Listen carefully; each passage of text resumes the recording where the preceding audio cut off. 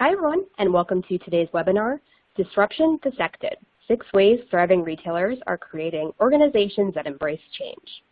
I'm Alicia Esposito, Content Strategist for Retail Touchpoints, and I'll be moderating today's presentation.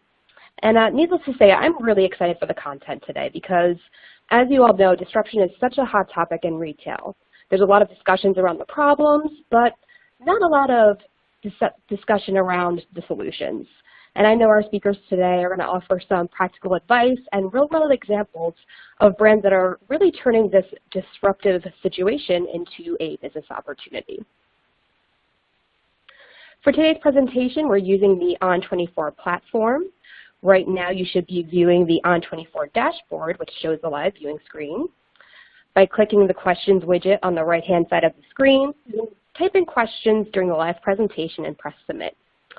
You can also find the Resources tab right below.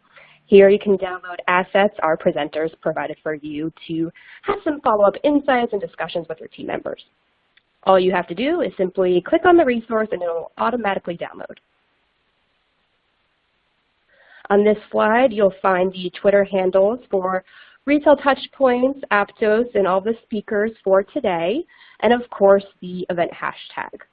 We encourage you to share any key takeaways, feedback, and questions through Twitter using the hashtag and, of course, tagging us directly.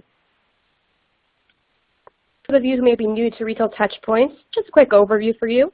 We're an all-digital media company publishing 3 weekly email online newsletters, daily news, special reports, multimedia presentations, and so much more. We're also the host of the annual Retail Innovation Conference in New York City, which is going to be held May 6th through 8th, 2019, right in New York City. If you haven't done so already, I encourage you to check out our website, retailtouchpoints.com, and of course, subscribe to our newsletter. I want to just note that our presentation today is slated for about 30 to 40 minutes or so, with some time for live questions at the end. Again, I encourage you all to submit your questions through the On24 questions area as they come to mind, and of course, share any feedback you may have through Twitter. We'll get to as many questions as we can, but again, encourage that follow-up conversation through social media. Also wanted to note that this webinar is being recorded, so all attendees will receive an archive link to the presentation to go back to and review, and of course, share with colleagues. And now a little bit about our speakers today, and we'll get things started. For more than 25 years, Dave Bruno has been helping bring technology solutions to the retail market. In those 25 years, he has worked with dozens of the world's leading brands to help translate technical features into tangible business value. Dave is a veteran blogger, speaker, podcaster, and of most relevance to today's session, a frequent webinar panelist.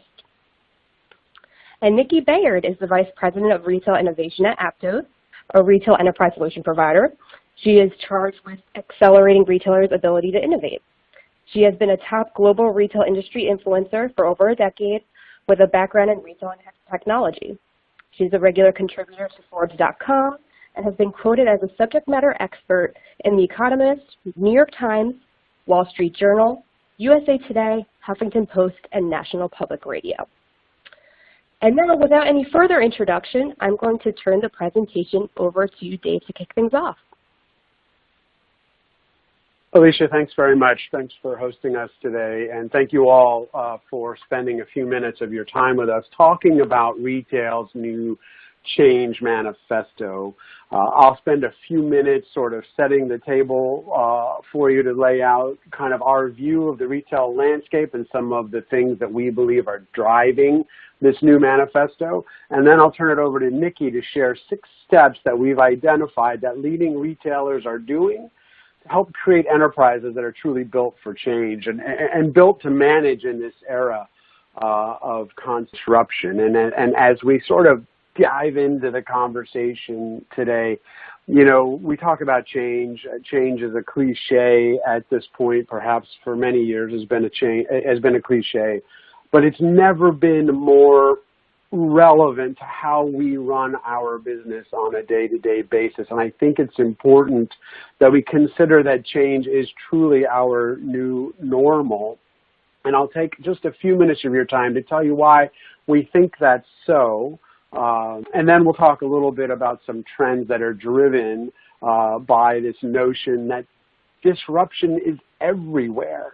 The title, Disruption Dissected, the title of today's session really lays it out.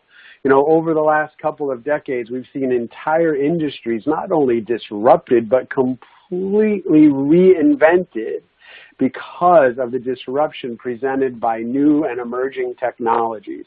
And it's not just one or two technologies or trends or market conditions that are causing the disruption. I mean, if we just look around right now off the top of our head, we see potential disruption coming from voice characteristics, new ways to create physical experiences, digital experiences, virtual, artificial, right? The list of potential disruptions is almost endless. And just off the top of my head, as I was preparing for this conversation today, this handful, 5 or 6 potential disruptions came to mind. You know, and adding to the challenge is that competitive pressures are just relentless. We now have to face competitors on choice, on experience, on speed, on price, on flexibility, of course, on assortment and product selection, right? All of those things are coming at us every single day from every corner of our industries. But not only that, we're also facing pressures from retailers who may not even necessarily be competitive to us on a vertical by vertical basis. Certainly, Amazon is an example of that, where Amazon will create an expectation of Amazon shoppers that very quickly translates over to everybody else, whether they typically compete with Amazon or not. Although I suppose pretty much everybody competes with Amazon today, so maybe that's not the best example. But I think you get the point. In addition to other retail verticals creating expectations and competitive pressures, in this experience economy, we're also facing competitive pressures from outside of retail entirely. We'll talk about this more in just a minute, but you know, we now, as we think about the physical store, particularly as being an experience center, we now have to face that we're competing with other businesses that are vying for those same experience dollars. So there's now pressures, you know, not maybe necessarily from roller coaster parks, theme parks with roller coasters, but it's not that big of a stretch to say that, you know what, in the experience economy, we're all fighting for some of those same experience dollars. In our supply chains, also, by their very nature, inject disruption. And I don't think it's a stretch to say that daily is the word of the day when it comes to supply chain disruption. Every single day there are logistical surprises, logistical challenges, there's weather issues, geopolitical instability, labor disruptions, trade disputes, all of which add to the complexity of just being in business and getting product on our shelves. Leads to disruption every day. And then, of course, on top of all of that, we now have the outsized influence of influencers. These celebrity figures that influence their followers are fueled by social media and giving them the power to literally create market-moving trends virtually overnight. Not here today, here tomorrow is sort of a new mantra. And amidst all of this disruption, there are 3 things that Nikki and I have identified that we feel like are defining trends, things that really define retail in 2019. And by a quick exploration of those things, I think it'll help us get a real solid foundation for understanding what retailers who are doing well in this disruption, what they're doing and the challenges they're tackling as defined by the 3 trends that I'd like to share with you now. The first of which, the first mega trend I think is somewhat self-evident. I'd be surprised if anyone was surprised by this notion that consumer behavior has, fundamentally changed and will continue to change being our new normal. I think there's probably no surprise there, but what I'd like to do is add a little bit of color to this concept that we're all pretty familiar with around how much less time, less money we have to shop, less time and less money, and what kind of new behaviors shoppers today are undertaking, behaviors that shoppers are adopting as they engage with their own brands. And, when we talk about less time, there are so many things competing for consumers' time that the time that they spend shopping, even though shopping is, theoretically a much more efficient process than it was 20, 30, 40 years ago. This really interesting study from the Time Use Lab at the University of Maryland tells us that, over the last 5 decades or so, we've seen the amount of time, the number of minutes per day that we spend shopping decrease by almost a fifth, 18% reduction in the amount of time we spend shopping every day. And sort of, again, to get back to this experience economy, how we invest our time, experiences are so much more important part of the decisions of how we invest our time. I thought it was interesting to try to see where some of that time is going. And, it's going to Westeros for all you Game of Thrones fans, right? We're now spending 46% more time every day watching television, a little over 2.25, almost 2.25 hours per day for women, 2 hours and 40 minutes a day for men on average. So we're spending a little bit less time shopping and a lot more time with experiences, even if those experiences are vicarious experiences to the residents of Westeros and other fictitious areas on our televisions. In addition to our time being squeezed, our money is being squeezed too, right? Our disposable income is really feeling the pinch. Mary Meeker's most recent Internet Trends report tells us that our spending on things like household debt is up, student loans, the costs are up, debt-to-income ratios are up, our housing costs and our healthcare costs have all risen in the recent years. And that money's got to come from somewhere. In an era of flat wages, we've got to find a place to find that money. One place that money's coming from is our expenditures on clothing. Apparel, the amount of money we spend on apparel is down fully 40% in the last 35 years or so. So we're really seeing both our time and our disposable income feeling the pinch.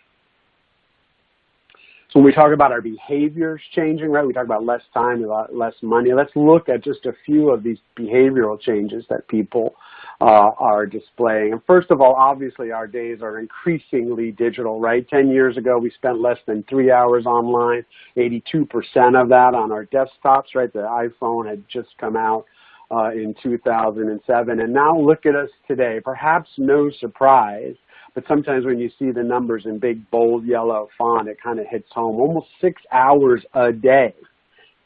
6 hours a day spent online, and obviously every day the percentage of that we spend on mobile continues to climb. We're now about, about 3.5 hours a day spent on mobile phones. And the younger people, the younger generations, not only are they spending their time online, but they're shopping more online, particularly on their social channels, than we've seen to date. It's been sort of that, people like Nikki and I have been talking for a long time, like, when is social commerce going to really happen? We've been thinking it's going to come for a long time. It looks like we now may be on the cusp of mainstream adoption, at least with younger shoppers. There's interesting data points here where we see that 78-60% of people 18 to 34 years old have done product discovery on social media, and about half, 55% of those discoveries converted. That people have purchased products after discovering them on social media. So we're definitely being seeing trends towards more social shopping, perhaps at long last.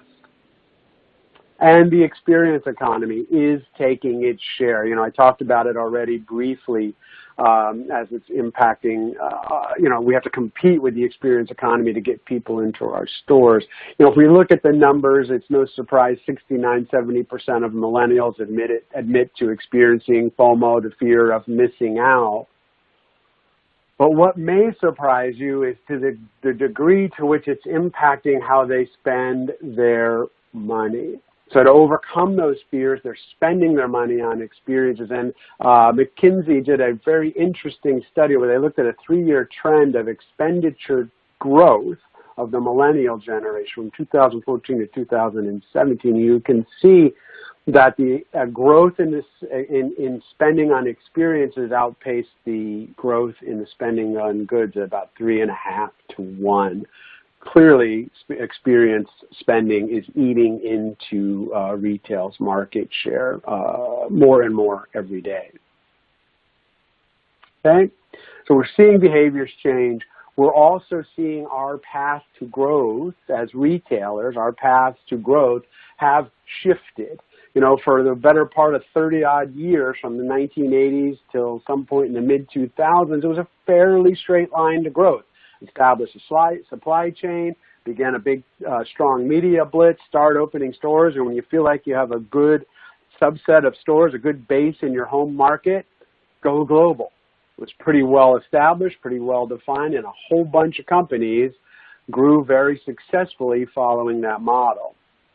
But today, those traditional steps to growth are eroding, right? Digital eats everything. We've been Uberized and Amazonified and Netflixated and globalized to the point where, you know, the value of owning assets has diminished. The store is no longer the primary engine of growth. Mass consumption of media is so dead and gone. We're so far into that long tail of media consumption. We'll never see this notion of mass media ever again. And of course, the world has shrunk so dramatically that, you know, home market prominence really is no longer a guarantee for successful growth globally.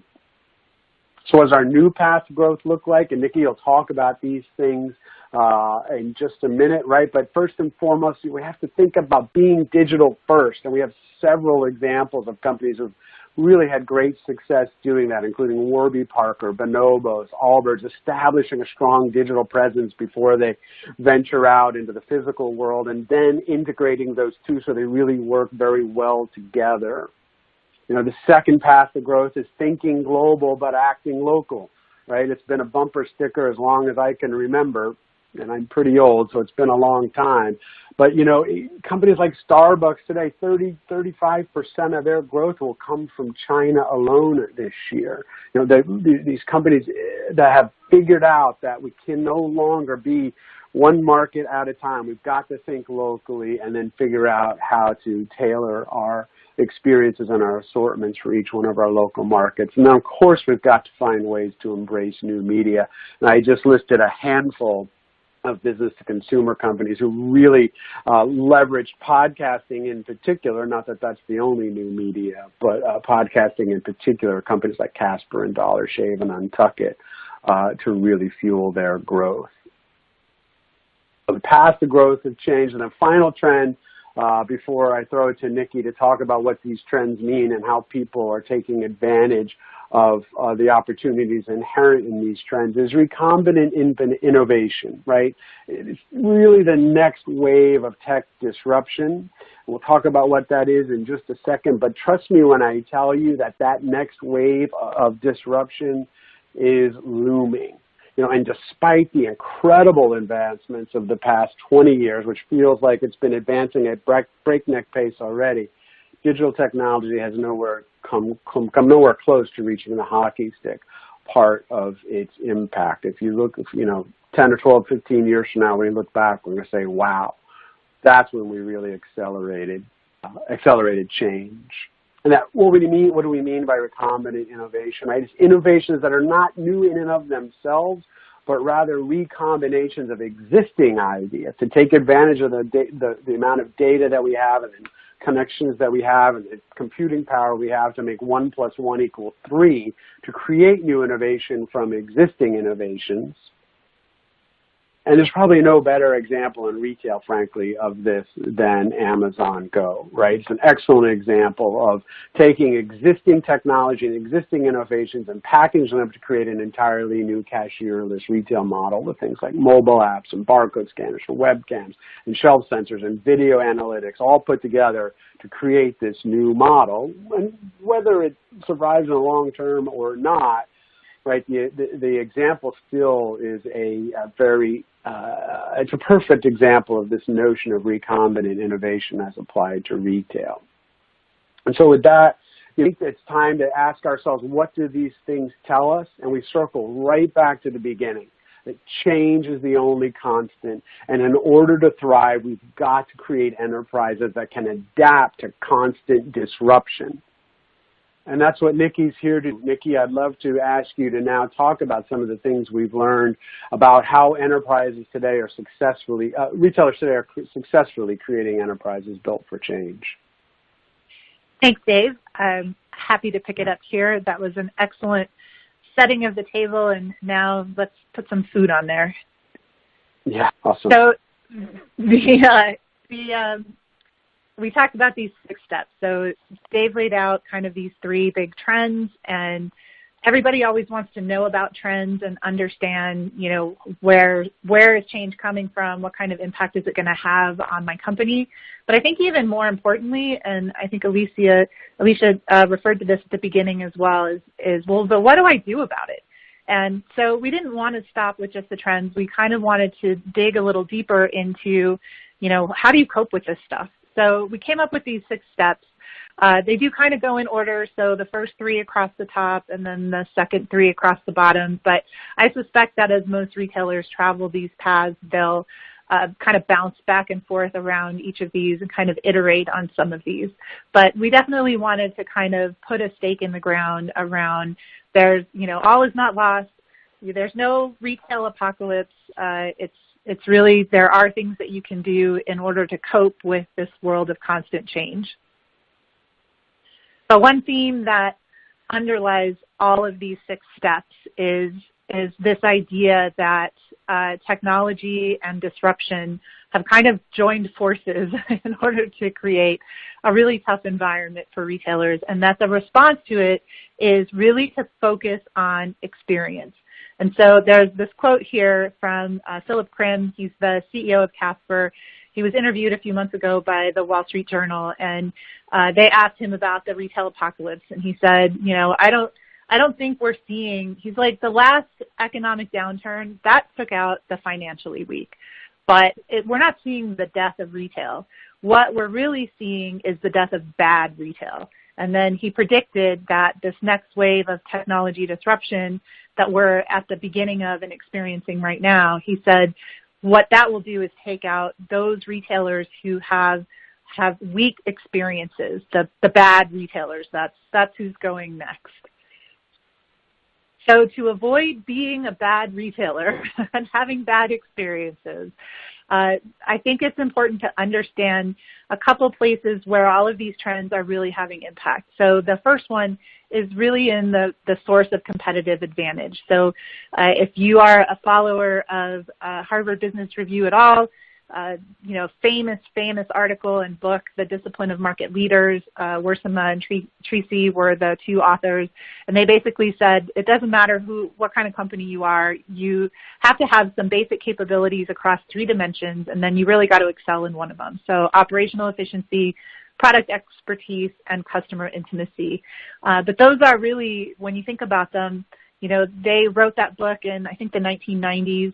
And it really was a 20th century view of business. It was sort of pre-digital age.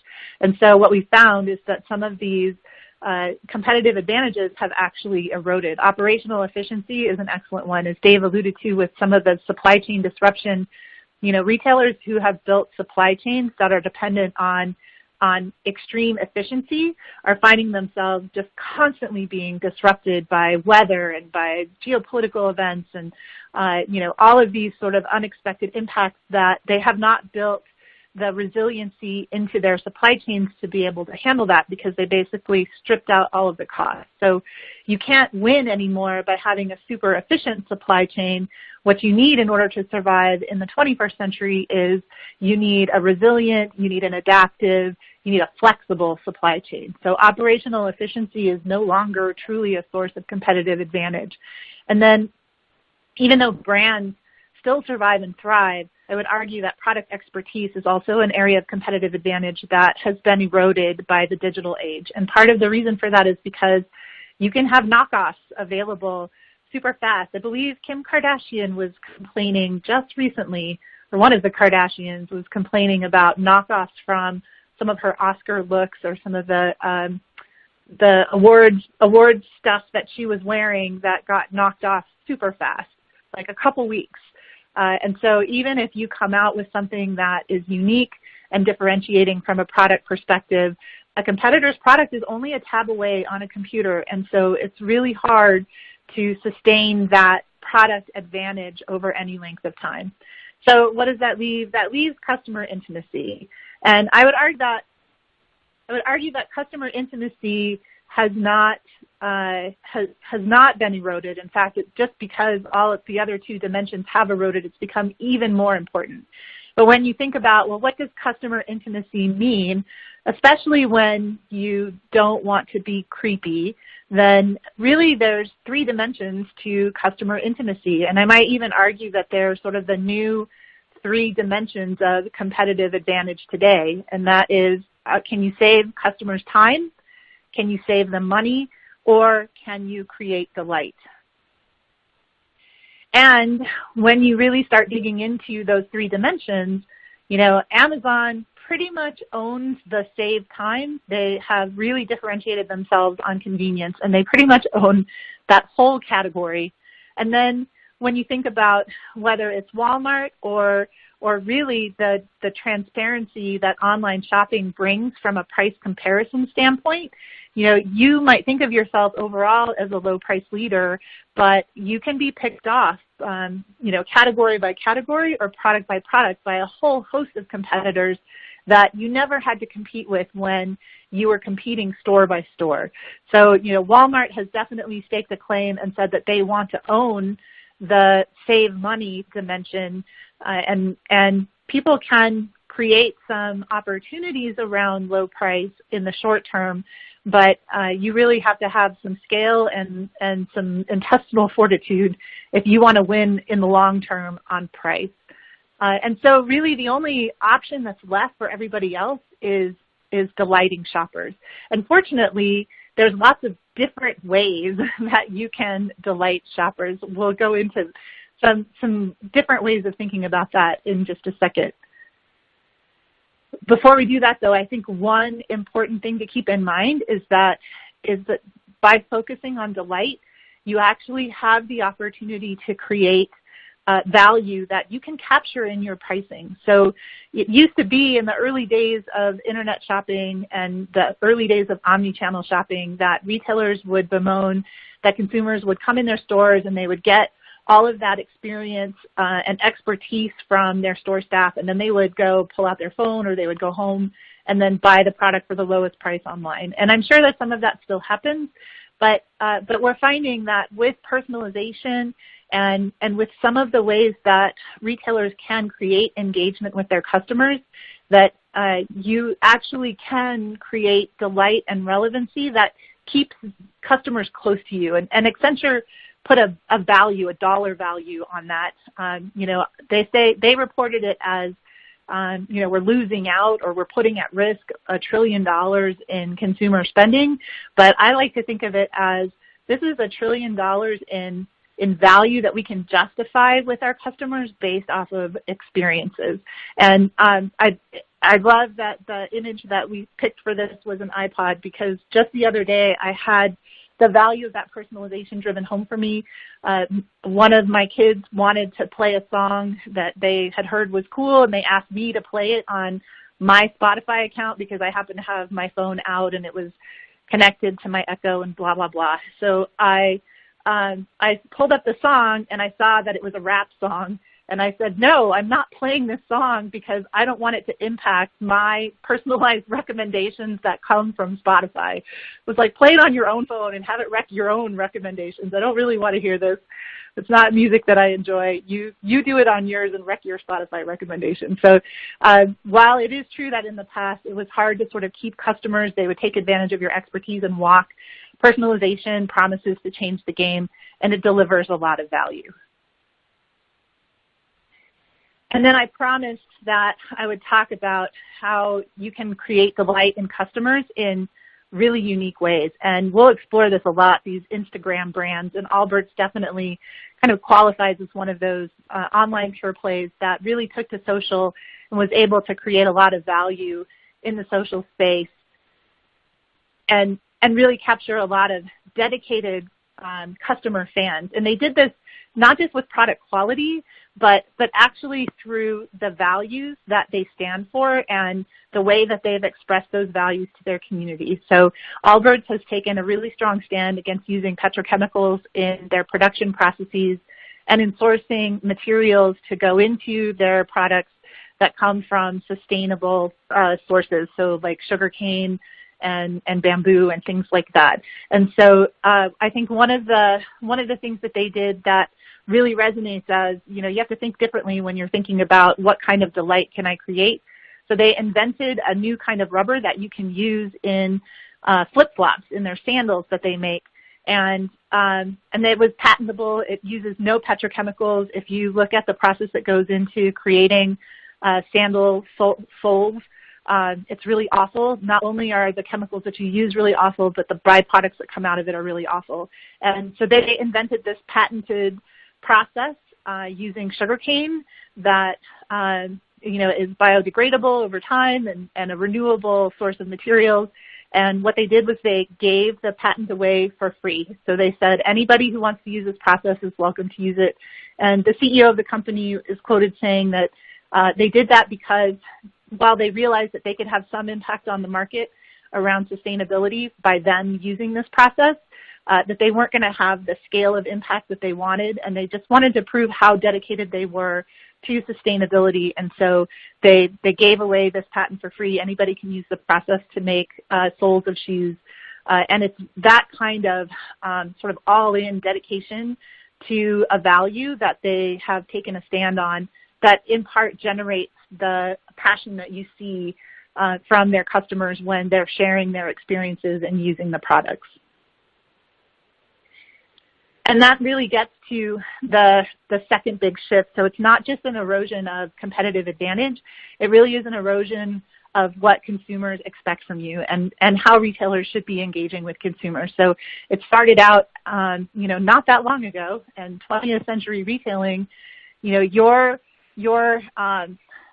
trust equation or your guarantee to your customer was really expressed by the permanence and the quality of your physical location.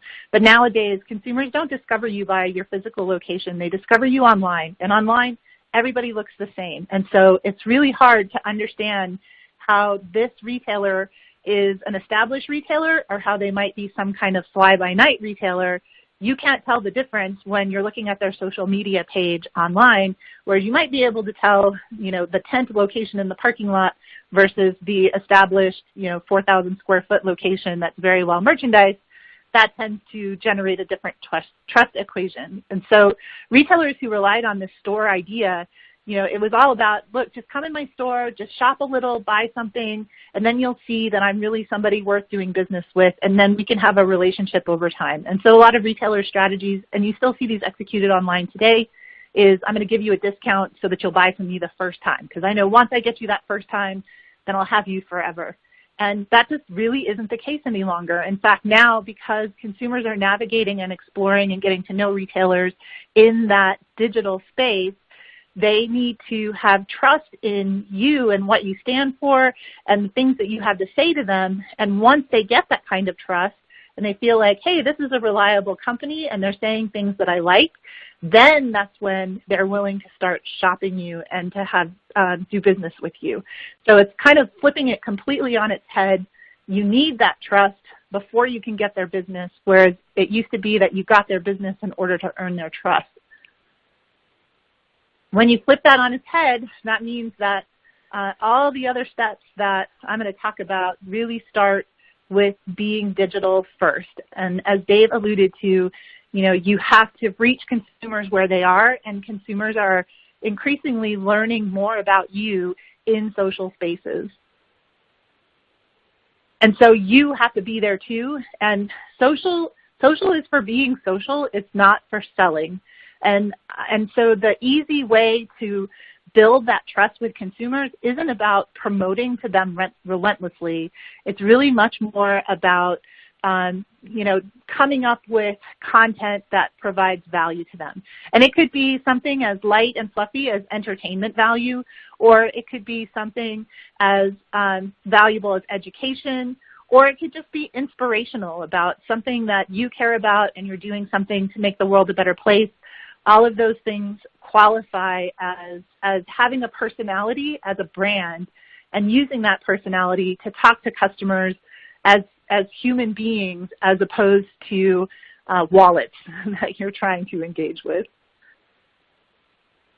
And the easiest way to do that is to actually stand for something. It's to stand for a brand. It's to stand for values that that brand wants to convey or participates in.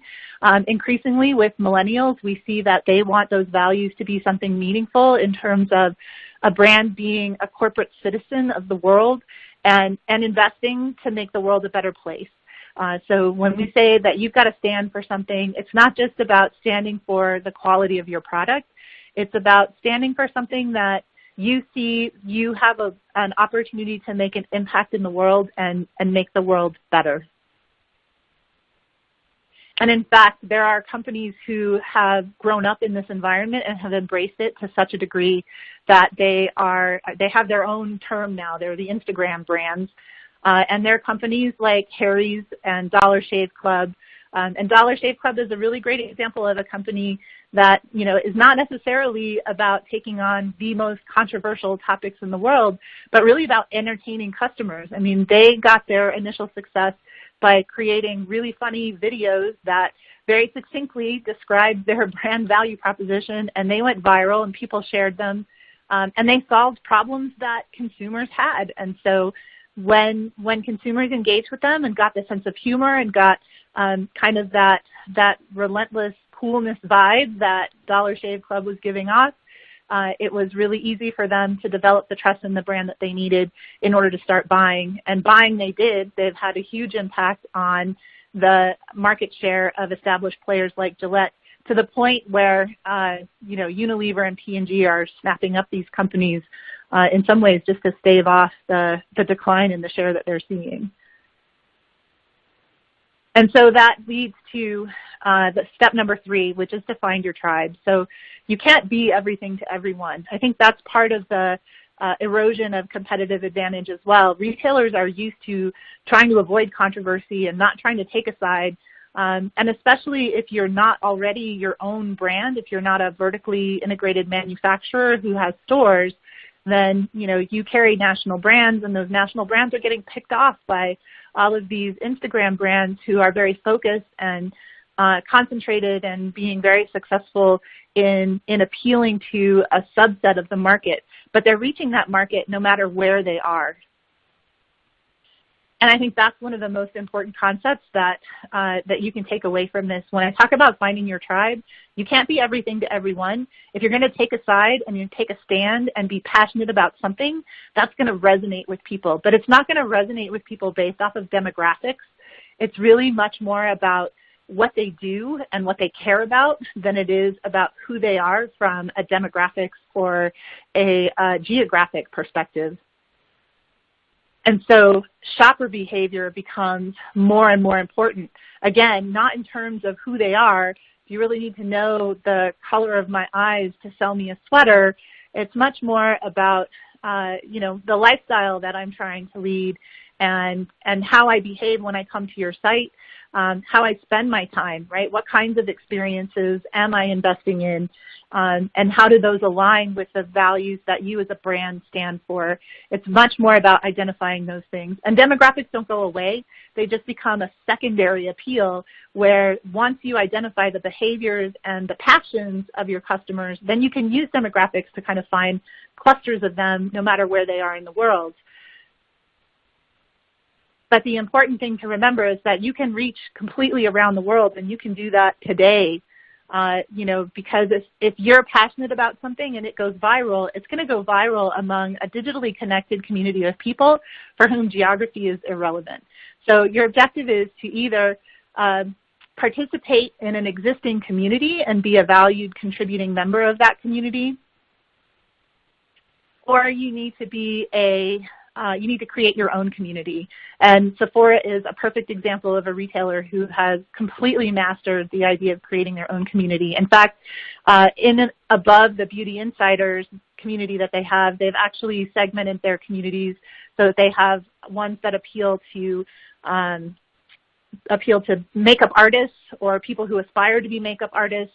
They even have communities that are dedicated to people who have disfiguring either disabilities or have had illnesses or surgeries, and they support those communities with makeup tips for how to make them feel as good on the outside as they feel on the inside.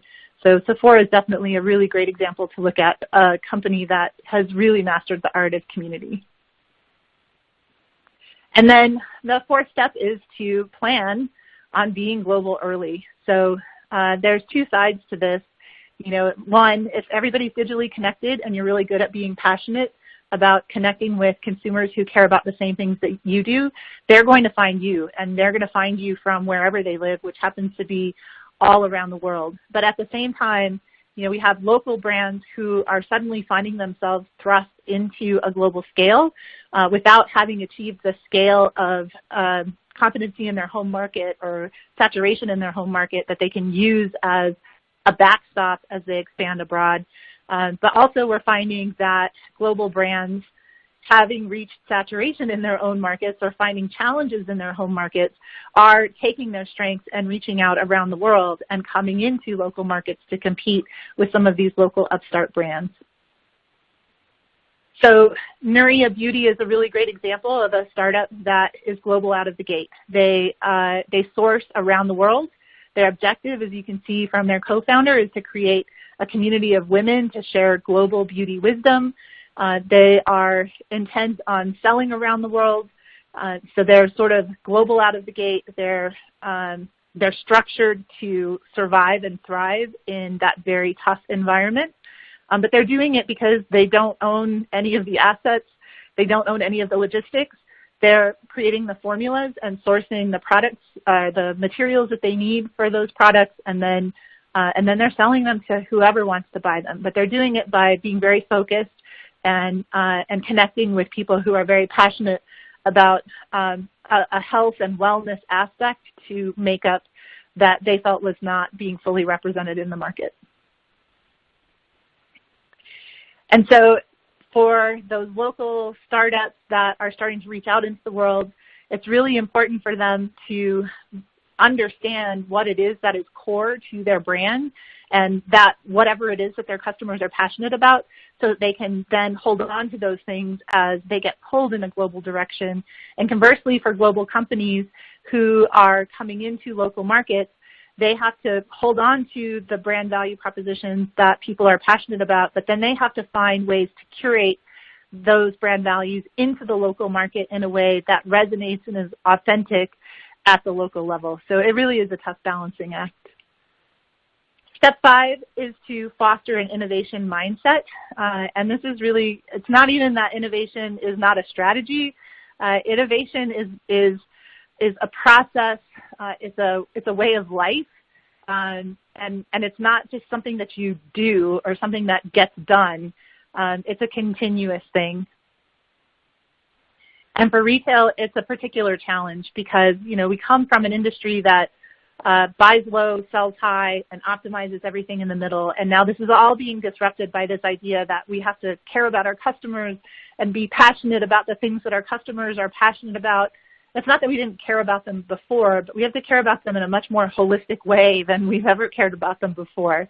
And so all of those values that made retailers successful when they were in that sort of buy low, sell high, and optimize in the middle, it's got to be reliable, it's got to be incremental, it's got to have an established ROI before I'm going to do anything.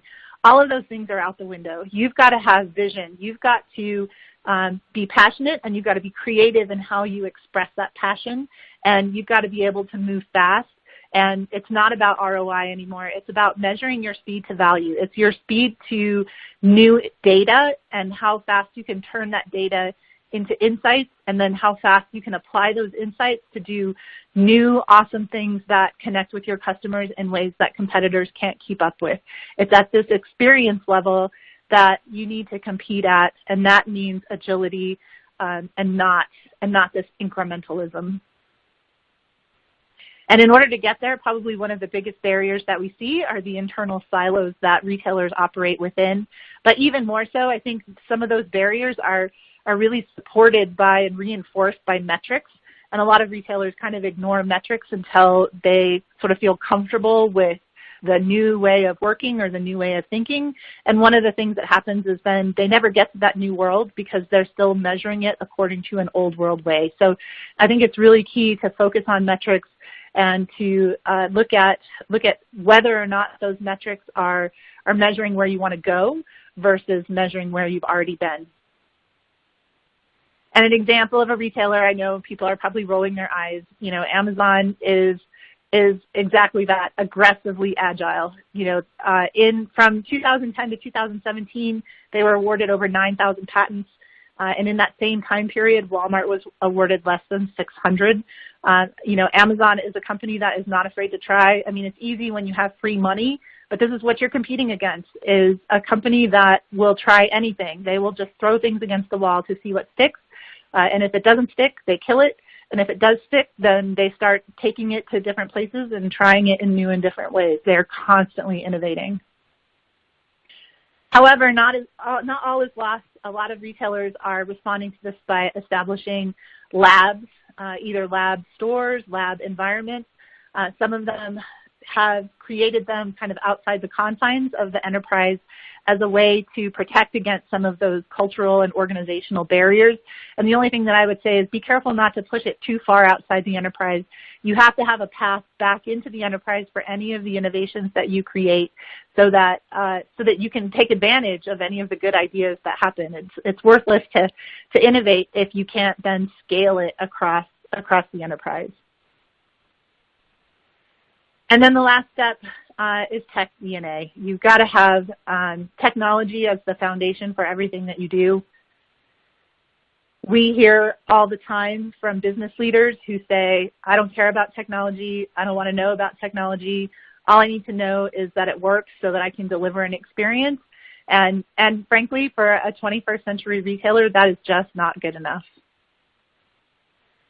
And the reason why is because technology underlays everything that retailers do. You cannot have a customer experience today without technology playing some kind of role in delivering that experience. I mean, when you think about, yeah, sure, you can operate a store with a calculator and a pen. Yes, you can, but now you're missing out on capturing all kinds of customer information, or worse yet, using all the things that you know about customers to be able to provide an excellent experience for them in the store. So even the most physical location is highly dependent on technology in order to deliver that experience.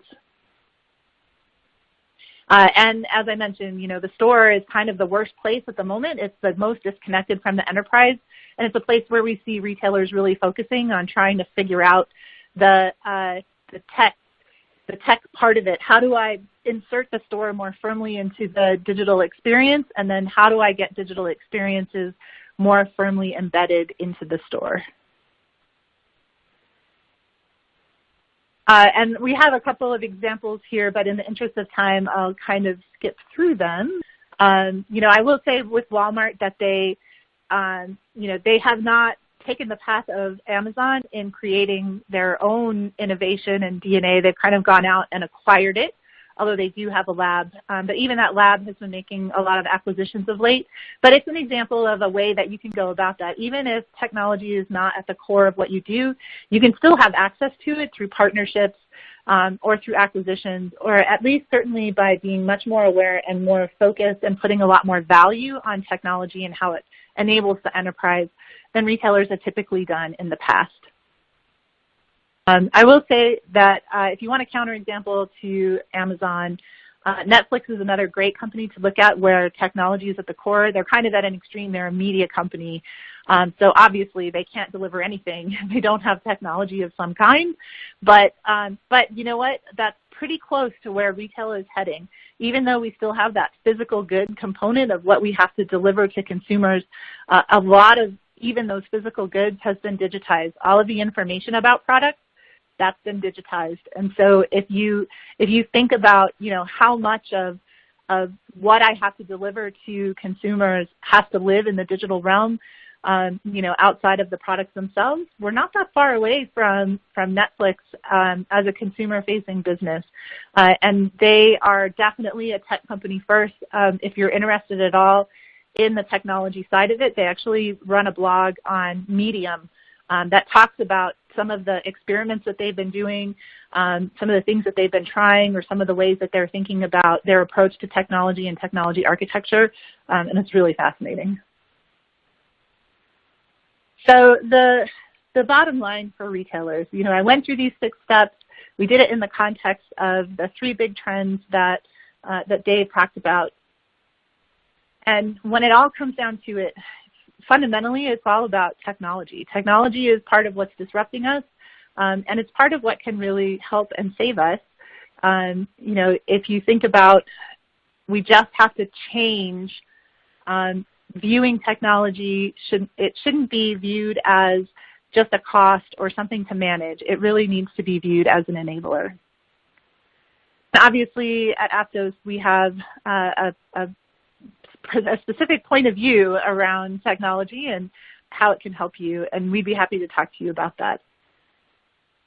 But even more importantly, we want to make sure that retailers are prepared for the change that's coming and kind of are ready to make that shift in thinking so that they can embrace change as a constant. And so to help with that, some of the content that we presented here, we've packaged together into a more comprehensive look. There's more examples, there's more data in here that kind of supports that. And there's also some provocative questions to some degree that we kind of ask about each one of these steps and how it can be applied to your business. So I encourage you to download that. And that, I'll turn it back to Alicia. Great. Dave, Nikki, thanks so much for the fantastic presentation. I think you gave our attendees a lot of food for thought, so to speak, around the current disruptive climate, all of the innovative companies that are emerging or have already begun to make their mark on the industry, and essentially what organizations need to do to really keep pace. So thank you so much for the tactical insights and best practices. We already made up a good chunk of our hour together, so I'm going to try and get to as many questions as I can. But again, to all of our attendees, don't panic. If you have any questions, we'll try to facilitate those follow-up conversations. And I think the key question that I want to call out here that we had come in from attendees is, you provided a lot of great steps, things that retailers need to do to keep pace with this disruptive climate that we're in. Nikki, since you got into the nitty-gritty of those steps, which do you feel is the most important to implement for the companies that are just getting started in this journey? Or are all these steps kind of lined up in a bit of a framework? Do you recommend that these beginner companies start in a particular area? We'd love to get your thoughts on that. Yeah, I think that, we've talked a lot about customer centricity. That's been around almost as long, if not longer, than omnichannel as a concept. And I think this puts a new spin on it. And so I would say start there. Like there's been lots of companies who have said for a long time, oh, we put the customer at the center of our business. But it's different to think about that when what you're thinking about is how to extract as much money from their wallet as possible versus putting the customer at the center of your business when you're thinking about them in terms of how do I help them? How do I inspire them? How do I delight them, right? That's a different question, and definitely start there. Yep. No, that's a great point. And that's ultimately how you get that trust, right? Like you said, it's time retailers kind of flip the script, focus more on getting that trust first, building that relationship, and then, you know, building from there. Yep. Dave, anything else you want to add? No, I think that's good. Nikki covered it well, both in her presentation, I think, and in that follow-up. Fantastic. And one of the things that really rose to the top for me, just based on some of the examples, this whole concept of being digital first, finding and fostering that tribe mentality that social media has given us the opportunity to really zero in on, which, you know, is a fantastic opportunity, I think, for so many brands. But I think, you know, looking at some of the examples like Dollar Shave Club, even Sephora, content is really the underpinning or the foundation, right? Like, you need good content that speaks to your tribe or your target customer and also represents who you are as a brand, you know, from a brand values perspective, or whether it's, you know, environmental and social causes, whether it's how you create your products. You know, there are a lot of opportunities there. So I'd love to hear from both of you. Dave, I don't know if you want to take a first step since Nikki did the first question.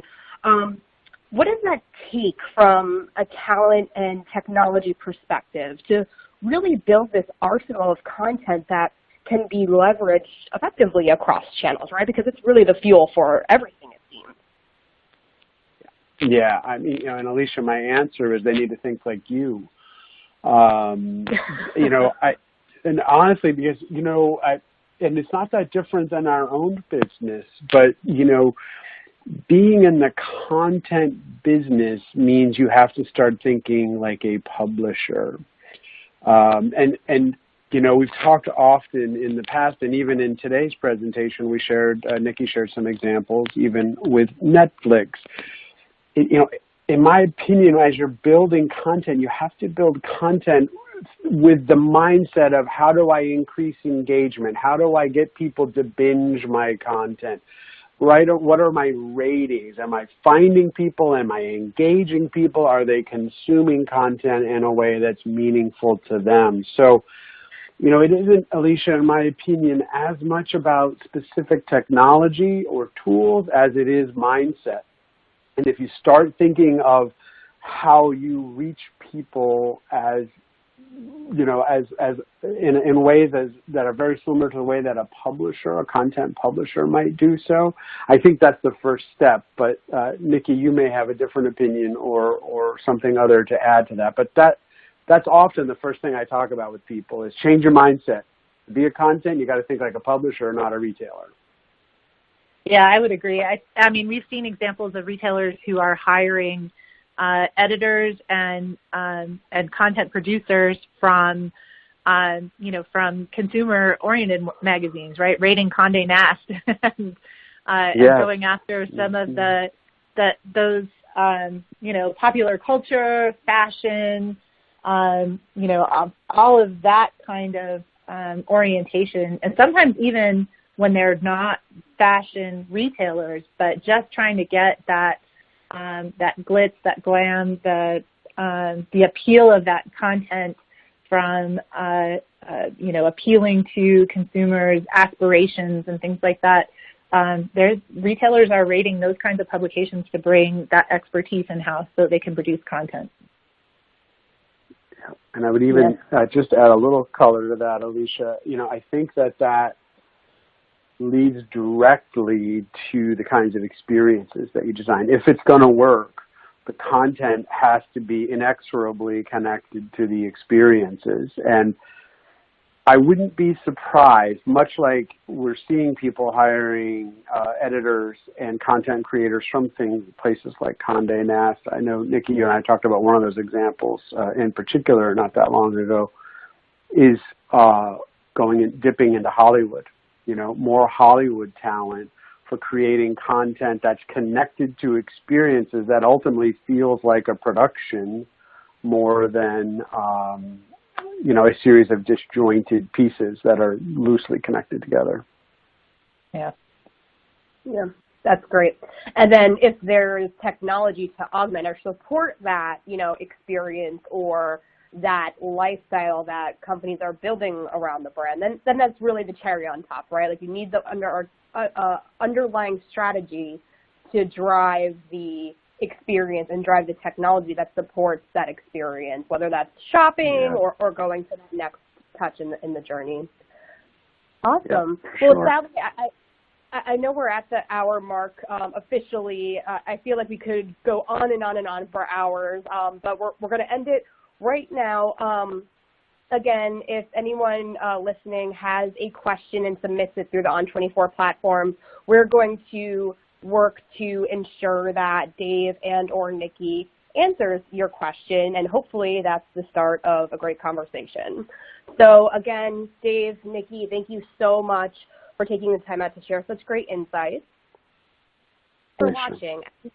As you can see on the slide here, here's a quick link to access the presentation, and we'll be sending a follow-up note so you can access the on-demand version of the webinar. And hopefully this is the start of a great internal conversation for you and your team.